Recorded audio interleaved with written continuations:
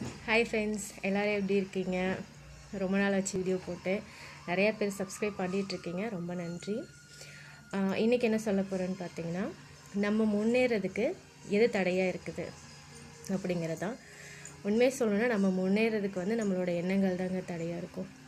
எதனால் சொல்கிறேன் அப்படின்னா, இப்போ நீங்கள் யார்கிட்டையாவது போயிட்டு நான் இந்த மாதிரி இப்போ பண்ணிகிட்ருக்கிற ஒர்க் எனக்கு பிடிக்கல, நான் வந்து இதை பண்ணலான்ட்டு இருக்கேன் அப்படின்னு சொல்லி சொல்கிறீங்க அப்படின்னா, ஃபஸ்ட்டு வீட்டில் சொல்கிறீங்க அப்படின்னா என்ன சொல்லுவாங்க தெரியுங்களா? கம்முன்னு இருக்கிற வேலையை பார்க்குற வேலையை பாரு, நீ அது பண்ணுற இது பண்ணுறன்னு போயிட்டு அவன் அது பண்ணுனா அவன் சக்ஸஸ் ஆச்சு எல்லாத்துக்கும் ஆகுன்னு சொல்ல முடியுமா? அதனால் இருக்கிற வேலை என்னவோ அதை மட்டும் பாரு அப்படின்னு மாதிரி சொல்லுவாங்க. சரிங்களா? ஃபேமிலின்ட்டு இல்லை, ஃப்ரெண்ட்ஸ் சர்க்கிளும் சரி, ரிலேட்டிவ் சைட்லையும் சரி, எல்லாருமே வந்து ஒரு சிலவங்க தான் வந்து பாசிட்டிவாக சொல்லுவாங்களே தவிர மீதி இருக்கிறவங்களாம் வந்து கண்டிப்பாக நெகட்டிவாக தான் சொல்லுவாங்க.